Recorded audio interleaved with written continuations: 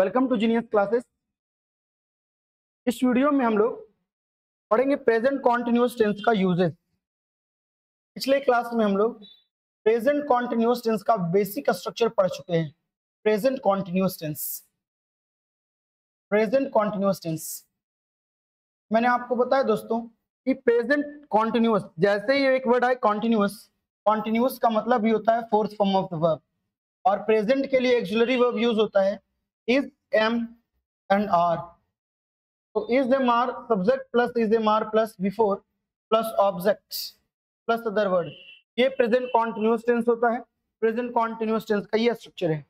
आज हम लोग पढ़ेंगे इसका यूजेस। ये यूजेस एग्जाम में डायरेक्ट आता है दोस्तों, ग्रामर की फॉर्म में आता है, फिल इन द ब्लैंक्स में आता है। हम लोग पढ़ेंगे uses of present continuous tense.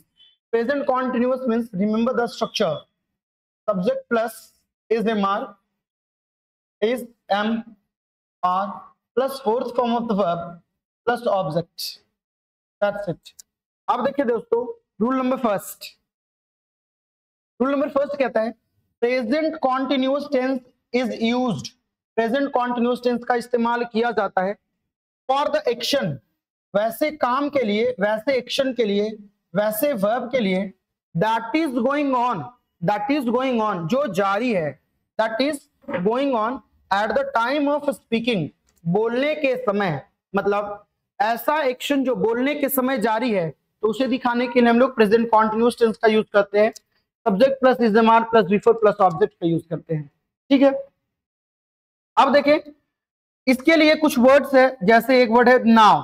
Now का मतलब है अभी। एट प्रेजेंट वर्तमान में, एट द मोमेंट इस समय, दिस मॉर्निंग। देखेंगे दोस्तों, अगर हमको बोलना है आज सुबह, तो आज सुबह के लिए टुडे मॉर्निंग वर्ड का यूज नहीं करेंगे, हम लोग दिस मॉर्निंग का यूज करेंगे। This morning, not today morning. Currently वर्तमान में, दिस इवनिंग इस सुबह। दीज वर्ड्स आर यूज्ड, ये सभी शब्दों का इस्तेमाल किया जाता है with present continuous tense, present continuous tense के साथ। जाहिर सी बात है, जब हम लोग एक वर्ड बोल देंगे नाउ अभी, इसका मतलब ही है कि the action is going on, काम जारी है, तभी तो नाउ वर्ड बोला जा रहा है, ऐसे तो नहीं बोला जाएगा। अब देखें इसका एग्जांपल देखेंगे आप। जैसे अगर ऐसे बोलना है एग्जांपल कि मैं अभी पढ़ा रहा हूं, तो आपको सेंटेंस बोलना होगा I am teaching now, I am teaching now. जैसे एक वर्ड यहाँ पे आ गया नाउ, इसका मतलब है कि ये जो एक्शन है टीचिंग का, वो गोइंग ऑन है, अभी जारी है। ठीक है, तो पहला सेंटेंस है आई एम टीचिंग नाउ, मैं अभी पढ़ रहा हूं। अच्छा, एक आपके सेंटेंस में क्या हो जाएगा, you are reading now, you are studying या you are reading now, you are reading now, you are reading now, या you are reading at present, you are reading currently. ये सब, तो जैसे ये सब वर्ड आता है currently, at present, at the moment, ये सब आप समझ जाएंगे कि प्रेजेंट कॉन्टिन्यूअस टेंस का है। जैसे एक और एग्जांपल देखेंगे, एट प्रेजेंट। जैसे एक सेंटेंस आएगा दोस्तों ऐसे, my father is dash now, या इस नाउ के जगह पे एट प्रेजेंट, इस नाउ के जगह पे एट प्रेजेंट, या eight the moment, eight the moment. ये तीनों वर्ड्स में कोई एक, आपके पास क्या ऑप्शन, आप क्या लगाएंगे, माई फादर स्लीप्स नाउ, स्लीप्स, या माई फादर इज स्लीपिंग। आपके पास दो ऑप्शन है, आप क्या लगाएंगे, स्लीप्स या स्लीपिंग। तो यहां पे सही आंसर होगा my father is sleeping, my father is sleeping now, my father is sleeping at present and my father is sleeping at the moment। ये सब जो सेंटेंस है now, at present and eight the moment, ये words जो है जो present continuous tense बना देते हैं सेंटेंस को। अगर ये वर्ड है तो ये कंपलसरी है कि यहाँ पे केवल और केवल प्रेजेंट कॉन्टिन्यूअस टेंस का यूज करना है, is am are plus before का यूज करना है। तो ये हमारा rule number first. Rule number first से दोस्तों बिहार बोर्ड के एग्जाम में एक क्वेश्चन कंफर्म आता है, ध्यान रखेंगे, और ये वर्ड से आता है। मेरे साथ आप नोट्स भी बनाते चलें। इसके बाद आगे बढ़ते हैं रूल नंबर सेकंड की ओर। रूल नंबर सेकंड है, देखेंगे, present continuous tense is also used for the temporary action. एक वर्ड है टेम्पररी एक्शन। टेम्पररी एक्शन का मतलब क्या दोस्तों? क्षणिक एक्शन, जो अभी नहीं है, which means the action is not going on at the time of speaking. बोलने के समय ये जारी नहीं है, बट लेकिन it is going on this days, इन दिनों जारी है। जैसे फॉर एग्जाम्पल, इन दिनों मिस्टर सिन्हा मैथमेटिक्स पढ़ा रहे हैं। Mister Sinha is teaching mathematics,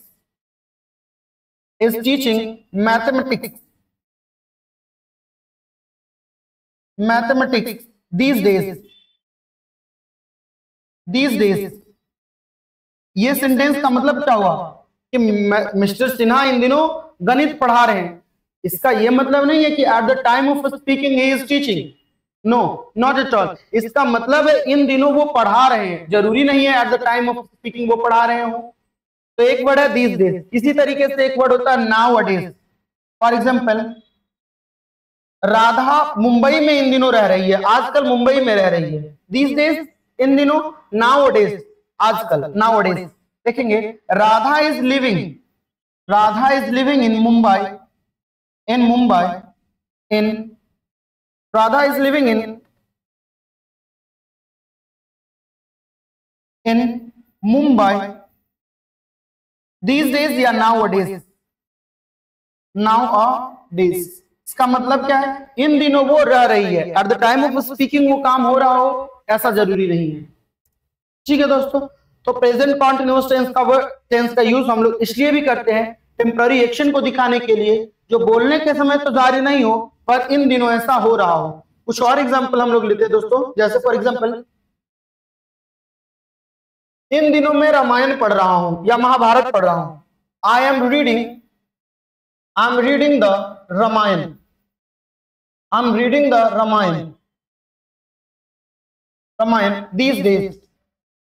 these days।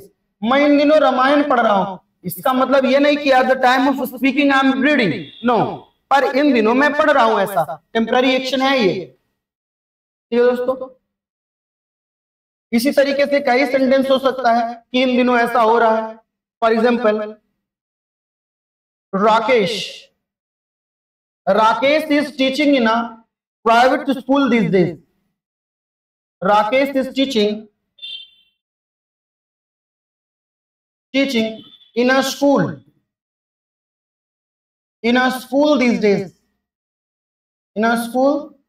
these days। इन दोनों वह एक स्कूल में पढ़ा रहा है।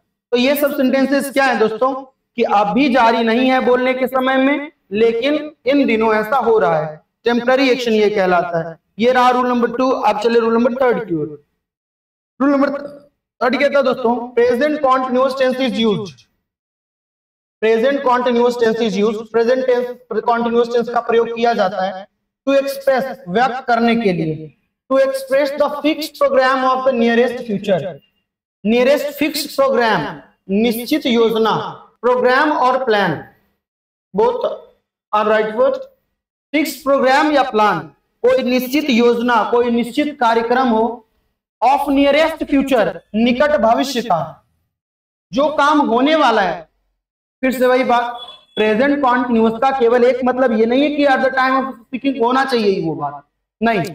यहां का मतलब है नियरेस्ट फ्यूचर में वो होने वाला है, फिक्स्ड प्रोग्राम है। अब हम लोग कॉन्टिन्यूअस टेंस का यूज करेंगे। अच्छा, होने वाला है फिक्स्ड नियरेस्ट फ्यूचर में, तो सेंटेंस तो फ्यूचर का हो जाएगा, पर इसका ट्रांसलेशन हम लोग प्रेजेंट कॉन्टिन्यूअस टेंस में करेंगे। लेकिन प्रेजेंट कॉन्टिन्यूअस टेंस के करने के साथ साथ कुछ एडवर्ब्स ऑफ टाइम है जो कि कॉन्टिन्यूअस टेंस में भी यूज होता है, लेकिन ये डिनोट करता है फ्यूचर टाइम को। For example, tonight and tomorrow.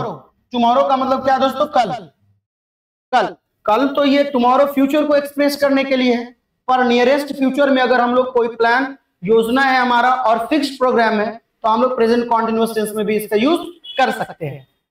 जैसे नेक्स्ट नाइट, और नेक्स्ट के बाद कुछ भी आ सकता है, next day, next month, next year, next week. अब this morning, this morning, this morning का मतलब यह सुबह नहीं दोस्तों, आज की सुबह। क्यों? टुडे मॉर्निंग तो हम लोग यूज करते नहीं है। This evening at 5 o'clock, at 5 o'clock, at 5 AM, तो ये सब वर्ड्स का यूज किया जाएगा प्रेजेंट कॉन्टिन्यूअस टेंस के साथ। Look at the example.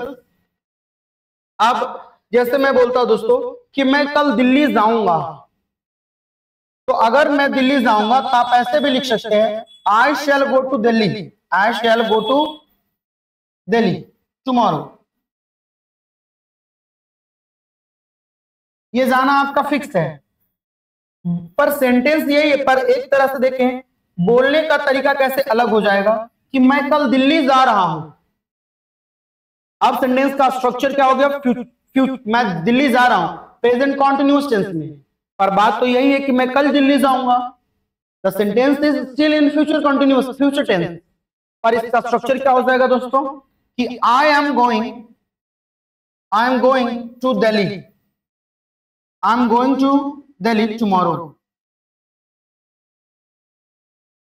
मैं कल दिल्ली जा रहा हूं, तो दोनों सेंटेंसेस यहां पे सही हैं, ठीक है। मैं यहां पे ये क्लियर फ्यूचर का स्ट्रक्चर भी फ्यूचर का है, मैं कल दिल्ली जाऊंगा, और ये मैं कल दिल्ली जा रहा हूं, फिक्स्ड प्रोग्राम है फ्यूचर का, इस वजह से प्रेजेंट कॉन्टिन्यूअस टेंस का भी यूज कर सकते हैं हम लोग। जैसे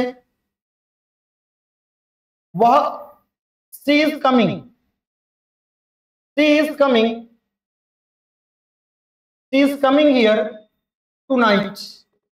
आज की रात वह यहां आ रही है, पर अभी आई नहीं है, आएगी, है ना दोस्तों। तो ये फिक्स्ड प्रोग्राम में आने उसका प्रेजेंट कॉन्टिन्यूअस टेंस में इसका यूज करेंगे।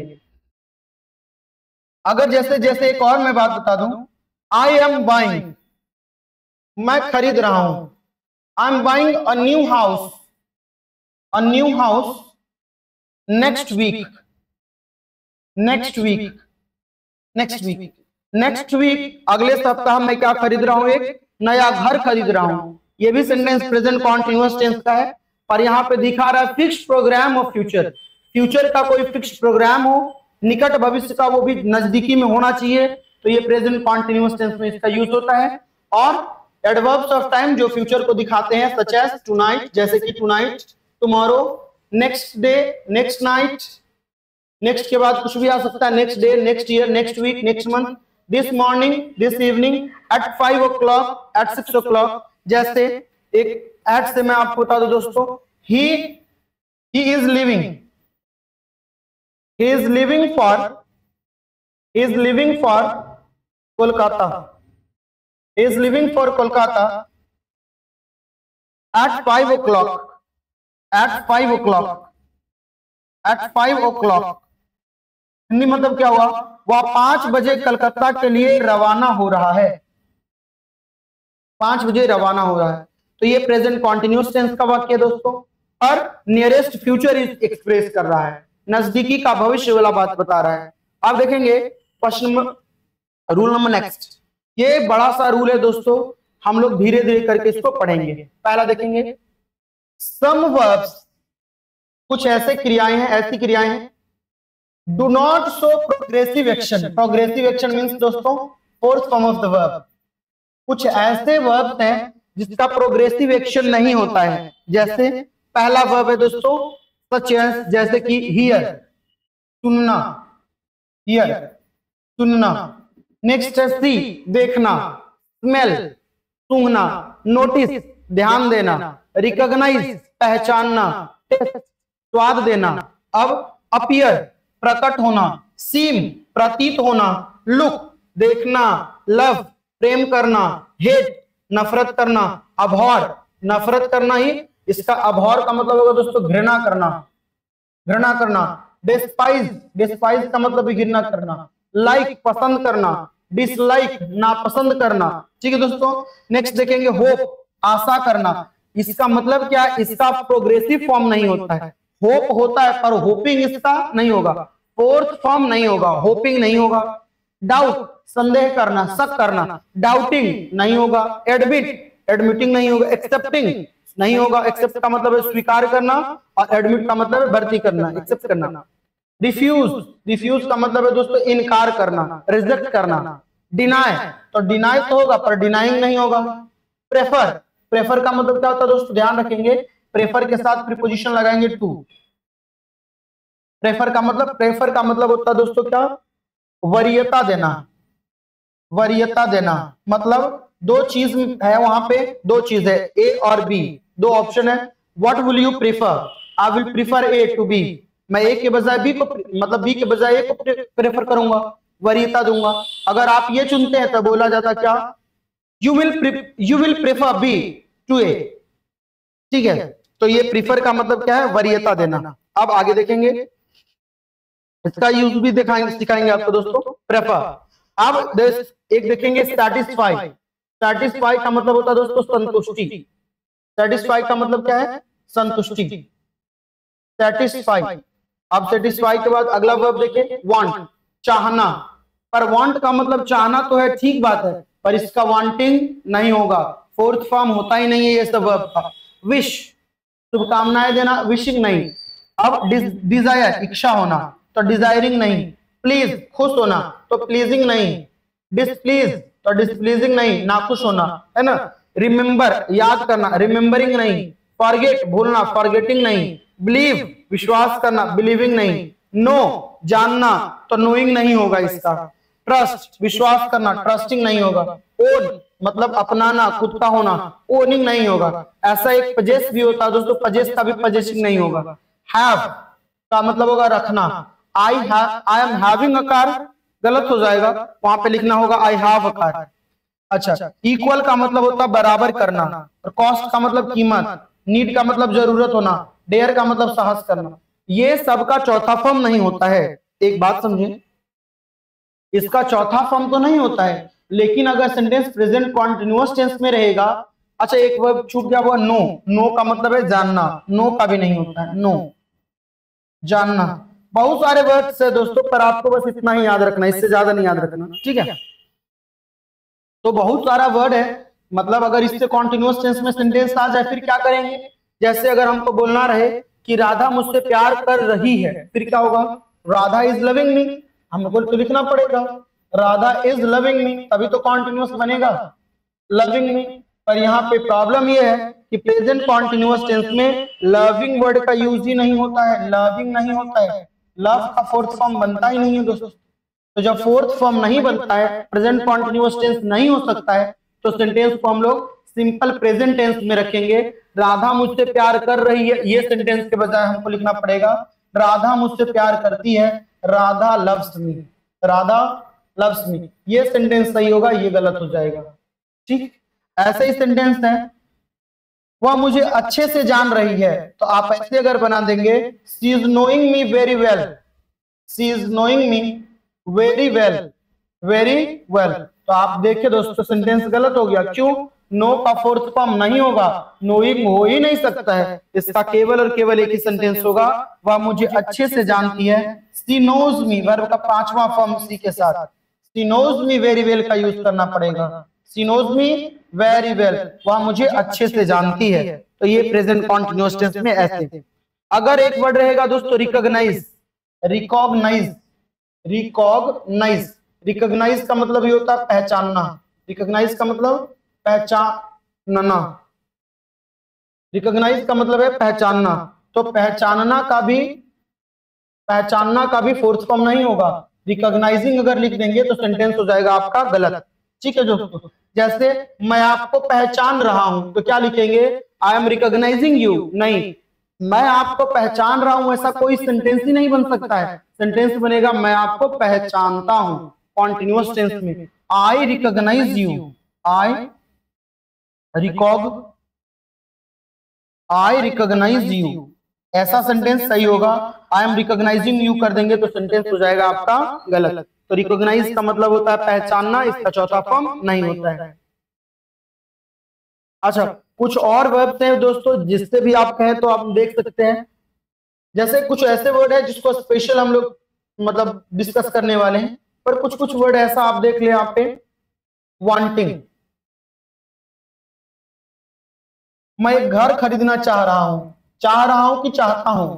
अगर सेंटेंस ऐसा रहे, I am wanting two by a house, I am wanting two by a house, अगर ऐसा सेंटेंस हो जाएगा गलत। वांट का फोर्थ फॉर्म तो नहीं होता है, क्योंकि इज एम आर के साथ चौथा फॉर्म है, ठीक बात है, पर ये चौथा फॉर्म होना भी तो चाहिए। इसका सही होगा I want two by a house, I want two by a house, मैं एक घर खरीदना चाहता हूं। वांटिंग का यूज हम लोग नहीं करेंगे, क्यों? ये प्रेजेंट कॉन्टिन्यूअस टेंस पे नहीं हो सकता है, क्यों? ये प्रोग्रेसिव फॉर्म को नहीं दिखा सकता है, ये प्रोग्रेसिव नहीं है वर्ब, तो वर्ब का भी प्रोग्रेसिव होना जरूरी है। आप देखें सब वर्ड में, ये सब वर्ड्स जितने हैं दोस्तों जिसका फोर्थ फॉर्म नहीं होता है, कुछ कुछ वर्ड ऐसे हैं जिसका फोर्थ फॉर्म होता भी है, नहीं भी होता है। तो इसमें हम लोग एक एक करके हम लोग सीखेंगे। सबसे पहला हमारा है दोस्तों फील, महसूस करना। अब देखिए फील, देखिए अगर फील का अर्थ होगा दोस्तों महसूस करना, महसूस करना in the sense of realisation, realise करना, महसूस करना, फिर तो इसका चौथा फॉर्म नहीं होगा। जैसे फॉर एग्जांपल, जैसे मैं महसूस करता हूं कि वह सही है, या मैं महसूस कर रहा हूं कि वह सही है। आई फील दैट, यहां पे बनाना पड़ेगा आई फील दैट वह सही है, he is right, I feel that he is right. Hindi मतलब इसका ये है कि मैं महसूस करता हूं, मैं ये रियलाइज महसूस कर रहा हूं ऐसा कि वह सही है। अब क्या होगा यहाँ पे, अगर यहाँ पे आप ऐसा बनाना चाहें कि मैं महसूस कर रहा हूं कि वह सही है, सेंटेंस अगर ऐसा लिखना चाहें, I am feeling that, I am feeling that he is right, that he is right, ये सेंटेंस आपका गलत है। क्यों? यहाँ फील का मतलब है दोस्तों महसूस करना, मैं महसूस करता हूं कि वह सही है, महसूस कर रहा हूं कि वह सही है, ये सेंटेंस गलत है, ये वाला सही है। ठीक है, तो फील का है महसूस करना। जैसे ऐसा भी कोई महसूस कर सकते दोस्तों, जैसे उसको पढ़ने में देखे आप बहुत तेज है, तो आप क्या बोले कि I feel that, I feel that he will be a doctor, I feel that he will be a doctor, मैं महसूस करता हूं कि वह एक he will be a doctor. या किसी को आप बोलते देखे तो he will be a great leader, a great leader, वह एक महान क्या बनेगा, नेता होगा। तो ये फील करके आप ऐसा महसूस किए, ठीक है। पर फील का मतलब एक और होता है, वो आप देखेंगे फील के साथ जब कोई एडजेक्टिव लगा होगा, जब कोई एडजेक्टिव लगा होगा, जैसे कौन सा एडजेक्टिव, जैसे एक वर्ड है कोल्ड, कोल्ड, एक वर्ड है हॉट, ठीक है दोस्तों, एक वर्ड है टेंस, टेंस्ड, एक वर्ड है रिलैक्स्ड, नर्वस, नर्वस, एटसेट्रा। ये सब कैसे वर्ड्स हैं, ये सब वर्ड्स हैं एडजेक्टिव है। और एडजेक्टिव के साथ एक और लिख दीजिए दोस्तों गुड। अब ये भी फील महसूस करना ही है, लेकिन अगर इसके साथ एडजेक्टिव जुड़ा हो तब ये प्रेजेंट कॉन्टिन्यूअस टेंस में हो सकता है। अब इस फील को हम लोग फीलिंग भी बना सकते हैं। अब यहां अगर हम लोग फीलिंग लिखेंगे तो this feeling will be right. तब जब एडजेक्टिव के बाद हम लोग लिखेंगे तब, आफ्टर एडजेक्टिव। जैसे अब एग्जांपल समझेंगे, जैसे अगर बोले कि मैं अच्छा महसूस कर रहा हूं, मैं अच्छा महसूस करता हूं, I am feeling good, I am feeling good, मैं अच्छा महसूस कर रहा हूं, ये सेंटेंस सही है। अभी हम बोल देते कि फील का फीलिंग नहीं होगा। जैसे देखिए यहाँ देखें फीलिंग को तो गलत कर दिए दोस्तों, सेंटेंस ही गलत हो गया, पर यहाँ सेंटेंस सही हो गया। क्यों? ये फील के बाद एक एडजेक्टिव लग गया दोस्तों, तो एडजेक्टिव लग गया तो ये सही है। फील का मतलब यहाँ पे हो गया महसूस करना, ठीक है। ये भी महसूस करना है पर एडजेक्टिव है ये। अच्छा, पूछने में अगर हम लोग को यूज करना है तो किसका आंसर है? जैसे हम आपसे पूछे हाउ डू यू फील, अगर सेंटेंस आपसे पूछे कि how do you feel, how do you feel, आप कैसा महसूस करते हैं, तो आप बोल सकते हैं I feel well now, I am feeling good या वेल दोनों में से कोई एक भी, I am feeling better, I am feeling better now, I am feeling better या आई फील बेटर, इसका होगा दोस्तों आई फील बेटर। जैसे एक सेंटेंस है, हाउ डू यू फील, आप कैसा महसूस करते हैं, आप बना सकते हैं ऐसे, I feel better now, I feel better now, I feel better, how do you feel, how do you feel, आप कैसा महसूस करते हैं, तो इसका आप जवाब दे सकते हैं क्या, आई फील बेटर। अच्छा, अगर ये क्वेश्चन प्रेजेंट कॉन्टिन्यूअस टेंस में रहता, how are you feeling, how are you feeling, how are you feeling, present continuous tense का फिर क्या होता, प्रेजेंट कॉन्टिन्यूअस में क्वेश्चन है तो आप आंसर भी प्रेजेंट कॉन्टिन्यूअस में ही देंगे। जैसे आप बोलते हैं I am feeling better, I am feeling better, तो ये रहा फील का बात। तो फील का कब नहीं होता है, जब रियलाइज का बात रहेगा, महसूस करने वाला बात रहेगा, तो फील का फोर्थ फॉर्म नहीं होगा। लेकिन जब फील के साथ एक एडजेक्टिव लग जाएगा तो चौथा फॉर्म होगा। जैसे मैं अभी ठंड महसूस कर रहा हूँ, I am feeling cold now, I am feeling hot now, मैं अभी टेंशन महसूस कर रहा हूँ, आई एम फीलिंग टेंस्ड, अब आराम महसूस कर रहे हैं, I am feeling relaxed, I am feeling nervous, nervous महसूस कर रहा हूँ, तो I am feeling good, I am feeling well, ये सब क्या है दोस्तों, एडजेक्टिव है। और एडजेक्टिव के साथ जब आ जाएगा तो वो कॉन्टिन्यूअस टेंस में होगा। जरूरी नहीं केवल कॉन्टिन्यूअस टेंस में ही हो, कॉन्टिन्यूअस टेंस का होगा इसका मतलब है सिंपल प्रेजेंट टेंस में भी हो सकता है। ठीक, तो ये रहा फील वाला। फील का एक और एग्जांपल आप देखिए, फील और हो सकता है कब, जब फील का मतलब होगा दोस्तों छूना, टू टच, टू टच। अगर फील का मतलब है टच, छूना, तब पर भी, या एग्जामिन, जांच करना, एग्जामिन, जांच करना, तब पर भी इसका चौथा फॉर्म होगा। जैसे for example, the doctor is feeling his pulse, the doctor is feeling, the doctor is feeling, the doctor is feeling her pulse. Pulse का मतलब क्या दोस्तों, नस, नाड़ी। यहाँ पे देखते डॉक्टर दोस्तों फील करता है, महसूस करता है क्या हो रहा है, द डॉक्टर इज फीलिंग, ये एग्जामिन कर रहा है, जांच कर रहा है, तो यहाँ पे भी फील का फीलिंग होगा। फील का फीलिंग कब नहीं होगा, केवल और केवल एक कंडीशन में नहीं होगा, रियलाइज वाला कंडीशन में नहीं होगा, महसूस करने वाला में नहीं होगा, बाकी में होगा। जब एडजेक्टिव लगाएंगे तब होगा, और फील का मतलब होगा टू टच, छूना या एग्जामिन करना, तब होगा। अब देखेंगे अगला वर्ड है सी। सी का मतलब है दोस्तों देखना, देखना। तो अगर देखना है तो कॉन्टिन्यूअस टेंस नहीं होगा, फोर्थ फॉर्म नहीं होगा, सिंग नहीं होगा। लेकिन जब सी का अर्थ है to meet someone, to meet someone, किसी से मिलना, usually by this to, usually by appointment, by appointment, appointment, appointment लेके किसी से मिलने का बात है, तो सी का सिंग बना सकते हैं हम लोग। तो ये फोर्थ फॉर्म यहाँ पे होगा दोस्तों, इसका सी का सिंग होगा, और ये सी का मतलब होगा मिलना, न कि देखना। ठीक है, तो ये सी का दो बात आप याद रखेंगे। जैसे हम लोग अपनी आंखों से देखते हैं, कि हम लोग अपनी आंखों से देख रहे हैं। अगर हम लोग ऐसा सेंटेंस यहाँ पे लिखिए दोस्तों कि वी आर सीइंग, अगर ऐसा सेंटेंस लिख दिए वी आर सीइंग, हम लोग देख रहे हैं, we are seeing with our eyes, we are seeing with our eyes, our eyes, क्या ये सेंटेंस सही है? नहीं, यहाँ सी का मतलब है देखना, और जब सी का मतलब देखना हो तो इसका कॉन्टिन्यूअस टेंस नहीं होगा, ये प्रोग्रेसिव फॉर्म में नहीं रह सकता है, कॉन्टिन्यूअस टेंस में नहीं रह सकता है। तो इसका सही क्या होगा दोस्तों, हम लोग अपनी आंखों से देखते हैं, we see with our eyes, we see with our eyes, हम लोग अपनी आंखों से देखते हैं, देख रहे हैं ऐसा नहीं। ठीक है, अब to meet someone by appointment का मतलब क्या है, by an appointment, by an appointment. अब देखें जब हम लोग करेंगे मिलना का बात, जैसे मैं कल प्रधानमंत्री से मिल रहा हूं, कॉन्टिन्यूअस टेंस है दोस्तों, मैं कल प्रधानमंत्री से मिल रहा हूं, I am seeing the, I am seeing,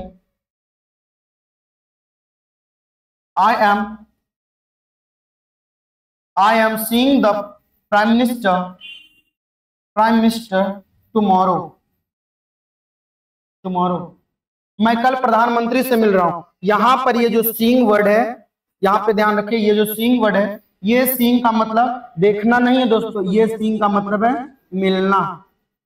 ठीक है, तो जब सी का मतलब मिलना है और वो भी अपॉइंटमेंट लेकर, तो हम लोग इसका कॉन्टिन्यूअस टेंस में यूज कर सकते हैं, जैसे I am seeing the prime minister tomorrow.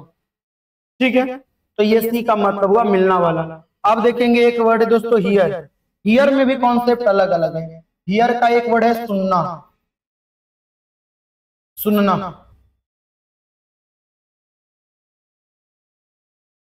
Here का मतलब है सुनना।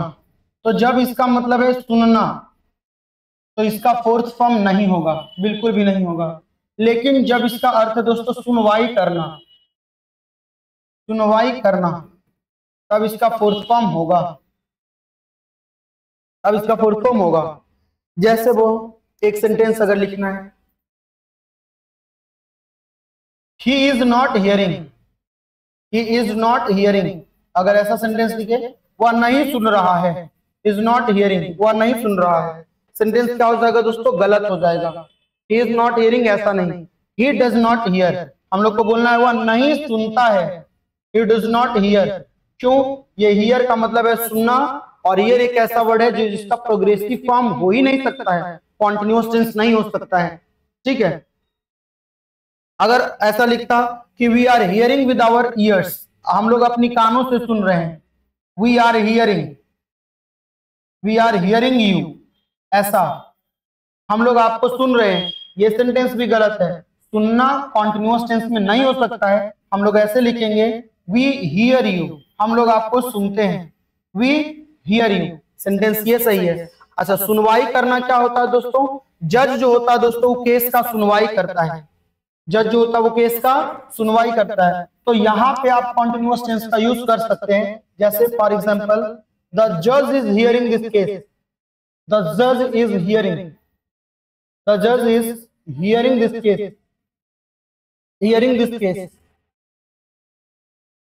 दिस केस, जज इस केस की सुनवाई कर रहे हैं, तब ये कॉन्टिन्यूअस टेंस में होगा, कॉन्टिन्यूअस टेंस में होगा, और इसका कोई भी टेंस में हो सकता है, फोर्थ फॉर्म कहीं भी आप यूज कर सकते हैं, फर्स्ट फॉर्म का भी इस्तेमाल कर सकते हैं, पांचवा फॉर्म का भी इस्तेमाल कर सकते हैं।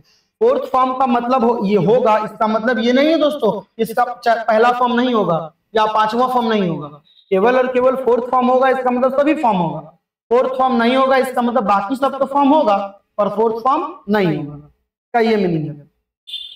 अब कुछ और अगर सेंटेंस आपको लिखना हो, कोई जज का नाम आप लिखेंगे, जैसे justice, justice Bommai, justice Bommai, Bommai एक जस्टिस का नाम है दोस्तों, या जस्टिस एसआर बोमई, बोमई पूरा नाम है एक जस्टिस का, जज का। Justice SR Bommai is hearing my case, is hearing my case, my case, वह मेरे केस की सुनवाई कर रहे हैं, तो ये कॉन्टिन्यूअस टेंस है। हियर का मतलब यहाँ पे सुनवाई करना है, तो ये वर्ब होगा, फोर्थ फॉर्म में यूज होगा। ठीक है, अगला आप देखें, अगला है दोस्तों थिंक। थिंक का मतलब भी दो है, पहला है सोचना, सोचना, जब थिंक का मतलब सोचना है तो इसका फोर्थ फॉर्म नहीं होगा, लेकिन जब थिंक का मतलब है टू थिंक ओवर, मतलब संभावनाओं पर विचार करना, संभावना पर, पॉसिबिलिटी पर विचार करना, संभावना, संभावना इंग्लिश में बोले वो पॉसिबिलिटी, पॉसिबिलिटी, संभावना के बारे में विचार करना, पॉसिबिलिटी को सोचना, तो ये वर्ब का फोर्थ फॉर्म यहाँ पे होगा।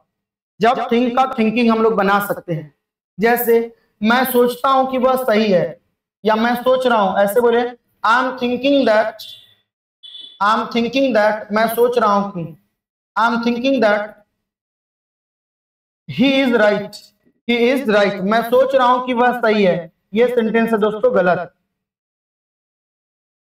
आई थिंक दैट, इसका सही होगा कि मैं सोचता हूं कि वह सही है, I think that he is right, I think that he is right, he is right, ये सेंटेंस है।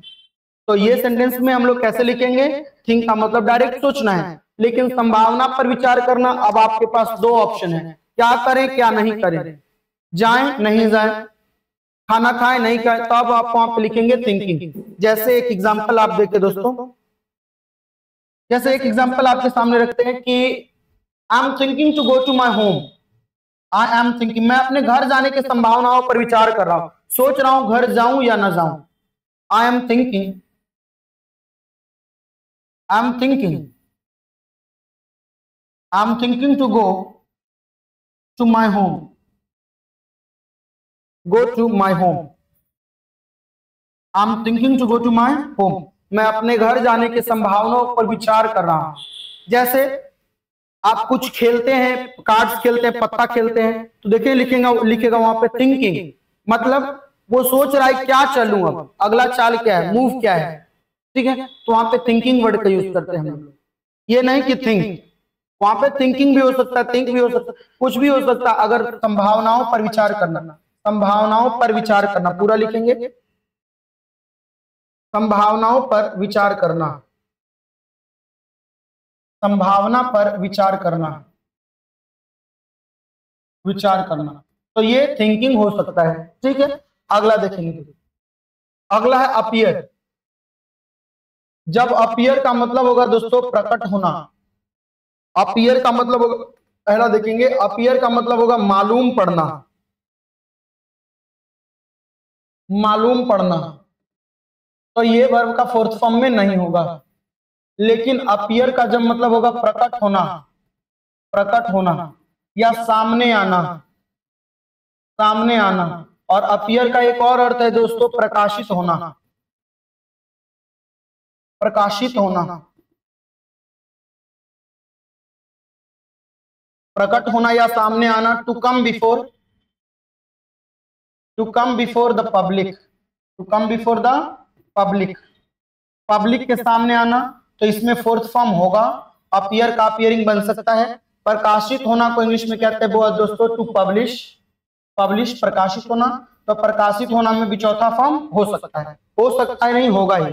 अब सेंटेंस देखिए एग्जांपल में, जैसे एक हिसाब है दोस्तों वो मुश्किल मालूम पड़ता है, the sum appears to be difficult.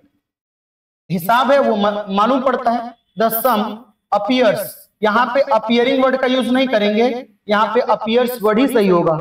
The sum appears to be, the sum appears to be difficult, difficult. एक हिसाब, सम का मतलब है दोस्तों हिसाब। The sum appears to be, appears verb का पांचवा फॉर्म। यहाँ पे ऐसे नहीं लिखेंगे कि हिसाब मुश्किल मालूम पड़ रहा है, the sum is appearing to be difficult, गलत हो जाएगा। हमको बोलना the sum appears to be difficult, हिसाब कठिन मालूम पड़ता है, न कि मालूम पड़ रहा है। अगर मालूम पड़ रहा है बोलेंगे तो सेंटेंस हमारा गलत हो जाएगा, ठीक है। ये पहला sentence.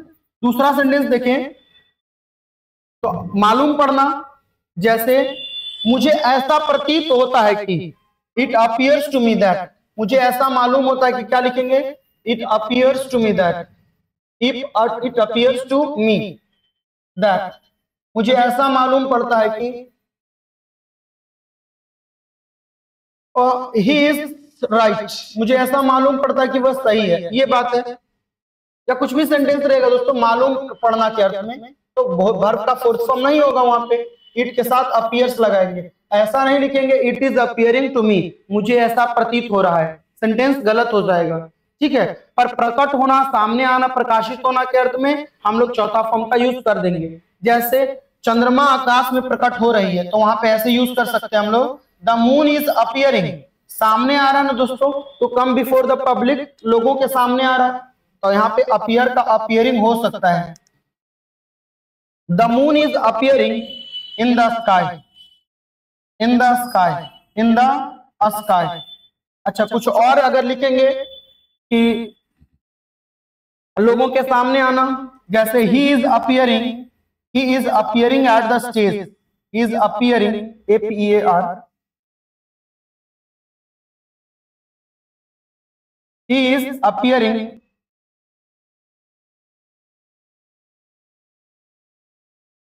he is appearing on the stage now, on the stage now, वह अब स्टेज पर उपस्थित हो रहे हैं, लोगों के सामने आ रहे हैं। तो ये तो कॉन्टिन्यूअस टेंस में हो सकता है, लोगों के सामने आना। और पब्लिश का मतलब क्या है दोस्तों, प्रकाशित होना। ऐसे बोलेंगे क्या कि उसकी अगली किताब अगले माह प्रकाशित हो रही है, उसकी नई किताब अगले माह प्रकाशित हो रही है। सेंटेंस होगा his new book is published next month. जैसे यहां पे आप लिख ले पब्लिश के अर्थ में हिज न्यू बुक,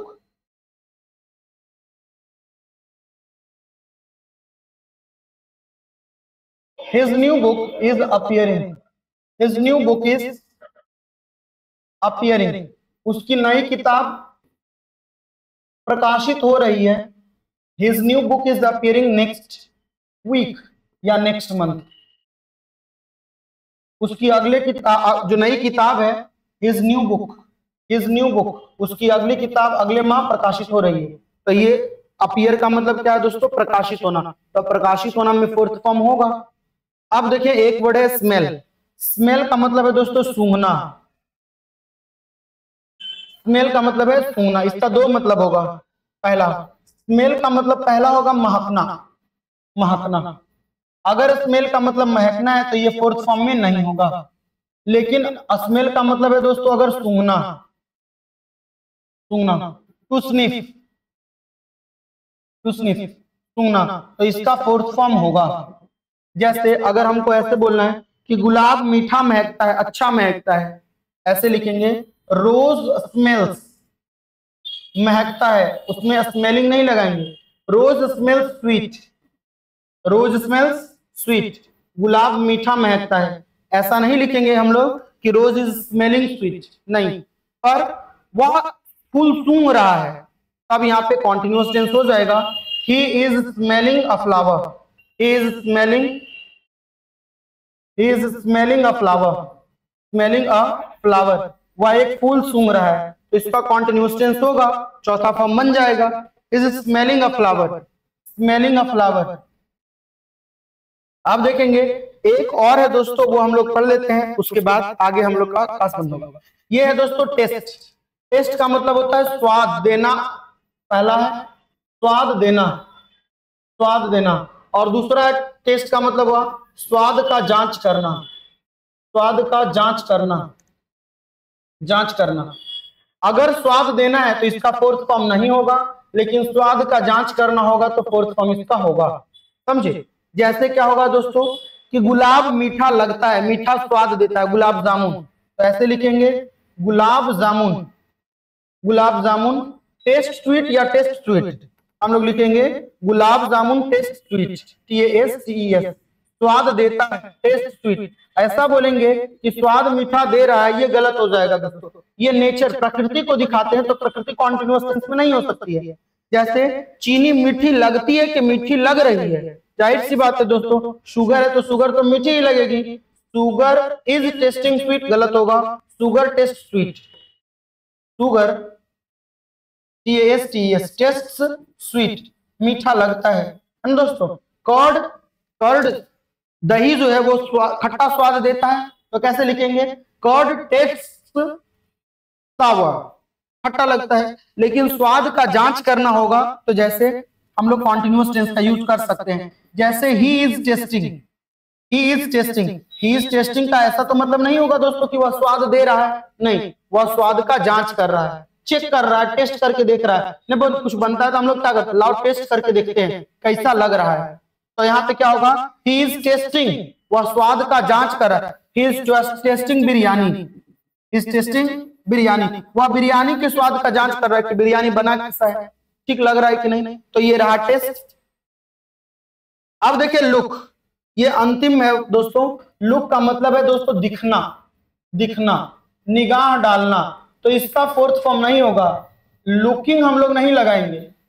जैसे हम लोग बोल देते हैं आप सुंदर दिख रहे हैं, यू आर लुकिंग ब्यूटीफुल, ऐसा गलत है। पर लुक के साथ अगर कोई प्रीपोजिशन लग जाए, जैसे लुकिंग फॉर, लुक फॉर, इसका मतलब होता है दोस्तों, लुक फॉर का मतलब ढूंढना, ढूंढना, लुक फॉर। लुक इनटू का मतलब होता है दोस्तों जांच करना, जांच करना। तो इसमें आप लोग वर्ब का फोर्थ फॉर्म लगा सकते हैं, बिल्कुल लगा सकते हैं, और इसका वर्ब का फोर्थ फॉर्म सही होगा, पर ये लुकिंग गलत होगा दोस्तों। जैसे राधा सुंदर दिख रही है कि राधा सुंदर दिखती है, ये बात होता है। राधा इज लुकिंग ब्यूटीफुल अगर हम लोग सेंटेंस लगा दें, राधा इज लुकिंग ब्यूटीफुल, बताइए कितना गलत सेंटेंस है? लुकिंग ब्यूटीफुल, राधा सुंदर दिख रही है, ऐसा नहीं दोस्तों, राधा सुंदर दिखती है, राधा लुक्स ब्यूटीफुल हम लोग को लिखना है, हम लोग को लिखना है Radha looks beautiful, Radha looks beautiful, Radha looks beautiful, Radha सुंदर दिखती है, ना कि राधा सुंदर दिख रही है, दिख रही है गलत हो जाएगा, राधा सुंदर दिखती है सही है। पर अगर ऐसा रहता कि मैं एक नौकरी ढूंढ रहा हूं, तो लुकिंग फॉर अ जॉब, वहां पे ठीक है, वहां पे दिखना नहीं है, ढूंढना है। जैसे आप बताएं मैं एक नौकरी ढूंढ रहा हूं, I am looking for a job, I am looking for, मैं ढूंढ रहा हूं, I am looking for a job, I am looking for a job, तो लुकिंग फॉर तो ठीक है, जांच करना लुकिंग इनटू, है ना दोस्तों। जैसे ऐसा रहे कि पुलिस इस मर्डर का जांच कर रहा है, the police is looking into this case, looking into this murder, जांच कर रहा है, तो ये रहा कॉन्टिन्यूअस टेंस का। तो यहां पर हमारा पूरा प्रेजेंट कॉन्टिन्यूअस टेंस का स्पेशल रूल होता है खत्म। हम आपसे मिलेंगे अगले क्लास में, अगले क्लास में हम लोग शुरू करेंगे प्रेजेंट परफेक्ट टेंस, और प्रेजेंट परफेक्ट टेंस का बेसिक पहले पढ़ेंगे, फिर उसका प्रैक्टिस, और उसके बाद फिर उसका स्पेशल रूल होगा। आज के क्लास के लिए इतना ही, थैंक यू वेरी मच, आपसे मिलेंगे अगले क्लास में।